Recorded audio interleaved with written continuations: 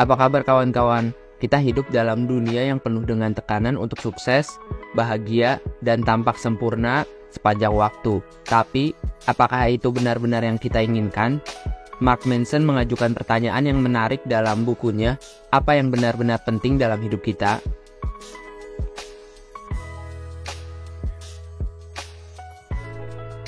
Sang penulis berpendapat bahwa kita seringkali terlalu serius dalam mengejar kebahagiaan. Dia berbicara tentang tidak peduli bukan sebagai sikap apatis, tetapi sebagai pemilihan kebijakan tentang apa yang seharusnya kita khawatirkan. Berikut adalah beberapa poin penting yang dapat menjelaskan lebih lanjut tentang poin ini, yaitu ketika semua terlalu serius. Pertama, tidak peduli bukan berarti apatis.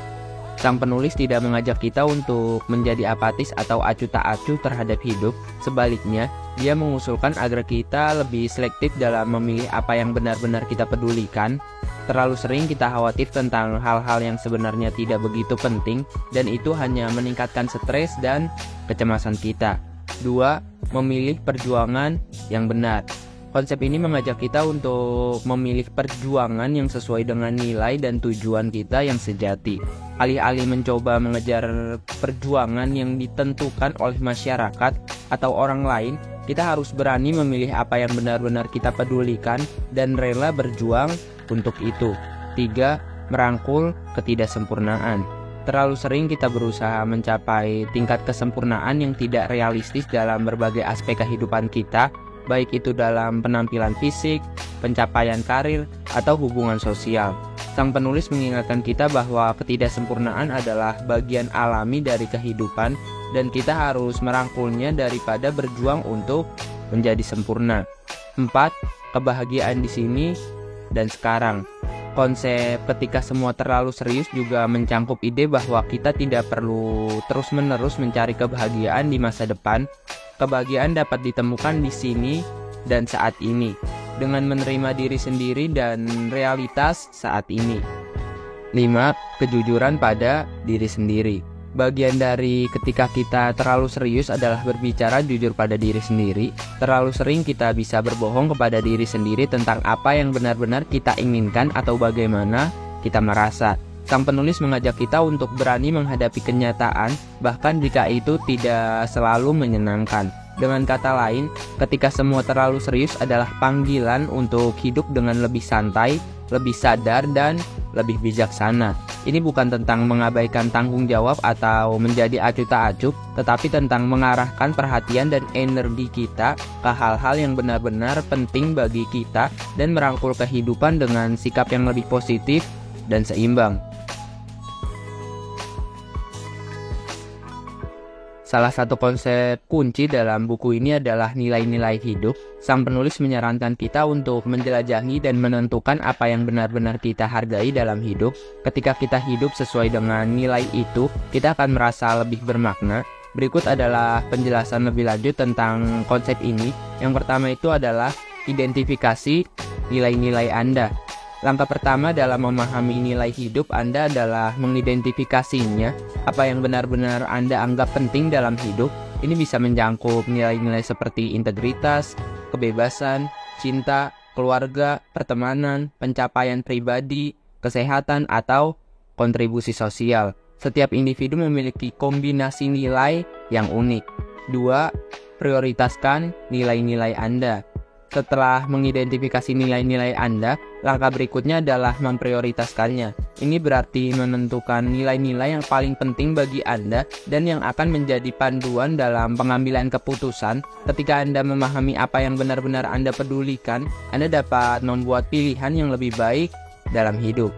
3. Menghindari konflik nilai.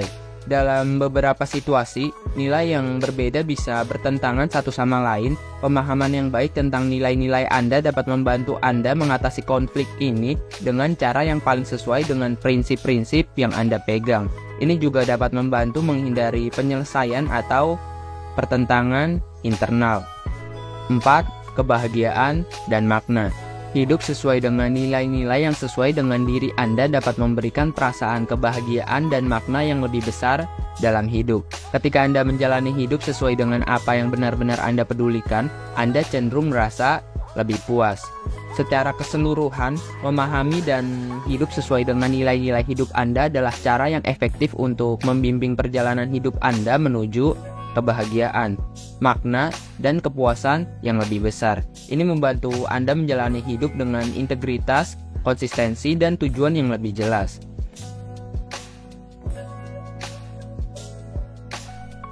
Buku ini juga membahas konsep revolusi kebahagiaan. Sang penulis berpendapat bahwa kita tidak perlu selalu mencari kebahagiaan eksternal, alih-alih kita dapat memilih untuk bahagia saat ini dengan menerima realitas dan keterbatasan kita.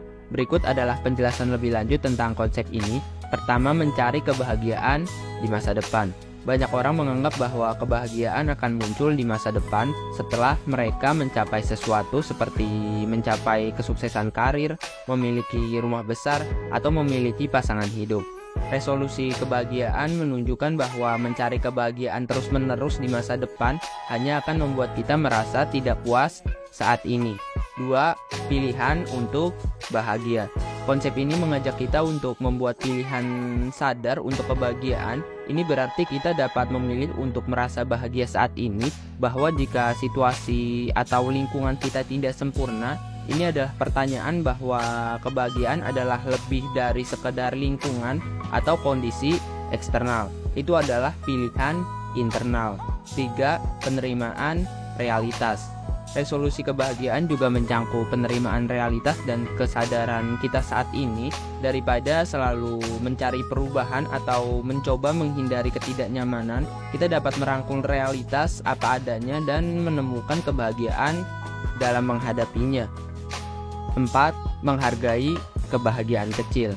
Seringkali kebahagiaan tidak terletak pada pencapaian besar atau peristiwa spektakuler, tetapi dalam momen kecil dan sederhana dalam hidup kita sehari-hari. Resolusi kebahagiaan mengajak kita untuk lebih menghargai dan merayakan momen-momen kecil itu. 5. Hidup menurut nilai-nilai Anda. Memilih untuk bahagia sekarang juga berarti hidup sesuai dengan nilai-nilai Anda yang sejati. Ketika kita menjalani hidup yang sesuai dengan apa yang benar-benar kita pedulikan, kita cenderung merasa lebih bahagia dan puas. Dalam intinya, resolusi kebahagiaan adalah pernyataan bahwa kebahagiaan adalah pilihan yang dapat kita buat setiap hari, bukan sesuatu yang selalu ditunda di masa depan. Ini adalah panggilan untuk merangkul kebahagiaan di sini dan sekarang. Menjalani hidup sesuai dengan nilai-nilai yang kita anggap penting dan menemukan makna dalam momen-momen sederhana dalam hidup kita, itu adalah sesuatu hal yang penting.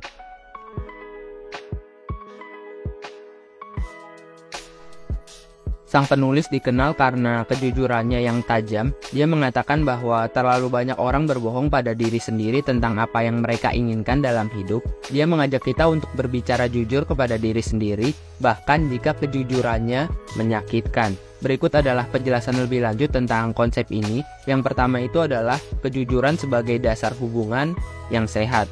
Kejujuran adalah fondasi dari setiap hubungan yang sehat dan bermakna. Ini berarti kita berbicara dengan tulus tentang perasaan, pikiran, dan kebutuhan kita tanpa menyembunyikan atau menutup-nutupi hal-hal tersebut. 2. Menghindari kebiasaan menyembunyikan. Terlalu sering kita cenderung menyembunyikan perasaan atau pikiran kita karena takut kehilangan persetujuan. Kejujuran yang menyegarkan mengajak kita untuk mengatasi kebiasaan ini dan berbicara terbuka tentang apa yang benar-benar kita rasakan dan pikirkan. 3. Menciptakan hubungan yang lebih dalam. Ketika kita berani jujur tentang perasaan dan pikiran kita, ini dapat menciptakan kedalaman dalam hubungan kita. Pasangan, teman, atau keluarga kita akan lebih memahami kita secara emosional dan mental, yang dapat memperkuat ikatan antara kita. 4. Meningkatkan komunikasi. Kejujuran yang tulus juga meningkatkan komunikasi. Ini membantu kita menghindari mispersepsi atau salah pengertian, karena semua pihak terlibat memiliki pemahaman yang lebih baik tentang perasaan dan pikiran masing-masing. 5. Kejujuran pada diri sendiri. Selain kejujuran pada orang lain, konsep ini juga mencangkup kejujuran pada diri sendiri. Ini berarti kita harus mengakui perasaan dan pemikiran kita sendiri dengan jujur. Terkadang kita bisa menutup-nutupi hal-hal dari diri sendiri yang dapat menghambat pertumbuhan pribadi. Penting untuk diingat bahwa kejujuran harus disampaikan dengan penuh rasa hormat dan sensitivitas terhadap perasaan orang lain. Kejujuran yang menyegarkan bukan tentang menyakiti perasaan orang lain, tetapi tentang menciptakan hubungan yang lebih tulus dan mendalam. Ini adalah cara untuk membuka pintu komunikasi yang lebih baik dan hidup yang lebih otentik. Buku Seni untuk Bersikap Bodoh Amat adalah perjalanan filosofis yang menarik. Sang penulis menantang kita untuk mempertimbangkan ulang apa yang kita anggap penting dalam hidup dan untuk tidak terlalu serius dalam mengejar kesempurnaan. Jadi, teman-teman, jika Anda merasa tertekan oleh tekanan sosial atau terjebak dalam pencarian tanpa akhir untuk kebahagiaan, buku ini kemungkinan bisa memberikan sudut pandang yang berbeda. Ingatlah, hidup ini terlalu singkat untuk terlalu serius. Ada beberapa kata menarik nih yang disampaikan oleh penulis untuk kita. Itu adalah kunci untuk kehidupan yang baik bukan tentang mempedulikan lebih banyak hal, tetapi tentang mempedulikan hal yang sederhana saja. Saya Ahmad NH, terima kasih.